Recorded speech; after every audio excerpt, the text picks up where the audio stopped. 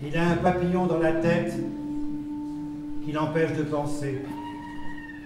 Il a la mort dans les yeux qui l'empêche de pleurer. Le poète.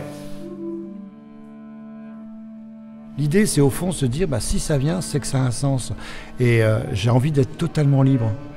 Voilà, je ne me cloisonne pas avec une pensée. Mon parcours à moi, il a commencé par des études d'architecture. Puis après, je suis parti sur des études de peinture aux Beaux-Arts.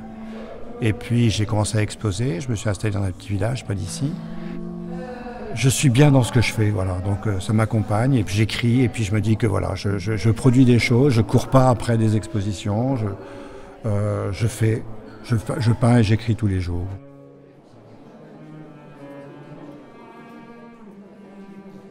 Là, il y a un grand espace et c'est des toiles que j'ai jamais exposées. Donc c'était pour moi une façon de les présenter, de les voir.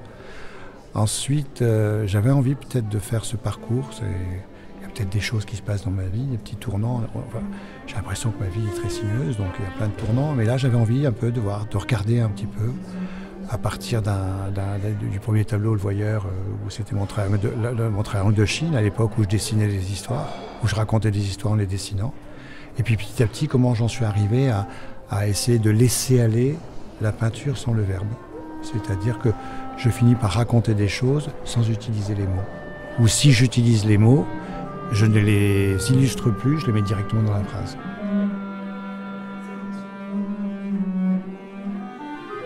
Là, si tu veux, globalement, le thème, c'est moi. Autant que c'est prétentieux de le dire. C'est-à-dire que c'est... dans ma tête, je peux avoir une abstraction et en même temps une figuration importante.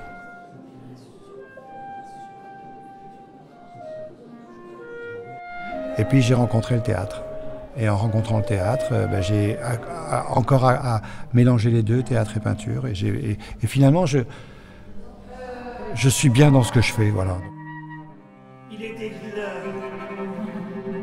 Les slictueux torts gilets sous la moindre, les criblés. Tout flivoreux allez les Borogov. Les verchons fourgus pour nifler. Mais donc je peux effectivement faire des expositions thématiques. D'ailleurs, l'exposition est présentée sous forme thématique. C'est-à-dire qu'il y a une série sur un mur où il y a tous les bleus. Il y a une série très récente que j'ai faite sur la maladie de mes yeux. Il y a une série sur le travail sur le temps. Il y a une présentation sur les noirs et sur les cheminements.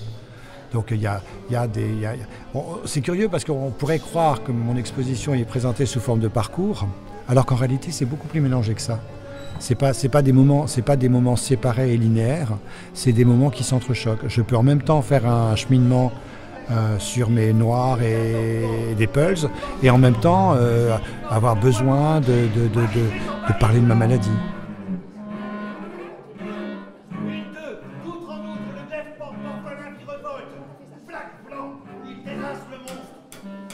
J'ai dessiné un jour la peinture comme ma compagne. J'ai dit la peinture m'accompagne. Et puis quand j'ai dit la peinture m'accompagne, je me suis posé la question de savoir si c'était deux noms communs, la peinture, ma compagne, ou est-ce que c'était le verbe. Et je pense qu'au fond, quelque part, la peinture m'accompagne. C'est-à-dire que c'est comme une amie qui est là à côté de moi. Je l'ai dit à un moment donné, c'est mon unique confidence. Et je pense que la peinture est la seule, c'est la seule qui m'accepte comme je suis. Et d'ailleurs, pire que ça, elle ne m'accepte pas comme je suis, elle me demande d'être comme je suis, parce qu'elle ne sera pas jalouse, parce qu'elle va pas me déformer parce qu'elle veut quelque chose.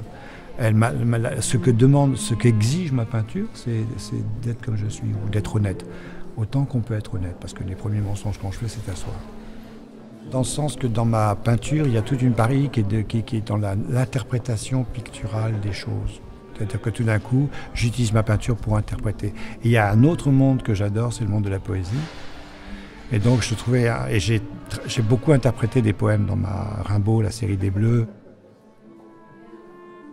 Donc la poésie, je trouve que c'est peut-être au niveau de l'écriture ce qui se rapproche le plus de ce qui pourrait se rapprocher plus d'une écriture picturale, parce que ce sont des tâches qui sont des mots au lieu d'être des couleurs, mais ce sont des tâches, ce sont des mouvements, ce sont où la grammaire n'est plus importante, où tout peut être déformé, disloqué, où les sons sont peut-être plus importants que les sens, mais où on comprend que sens, ça peut aussi signifier sentiment, émotion, et pas simplement signification.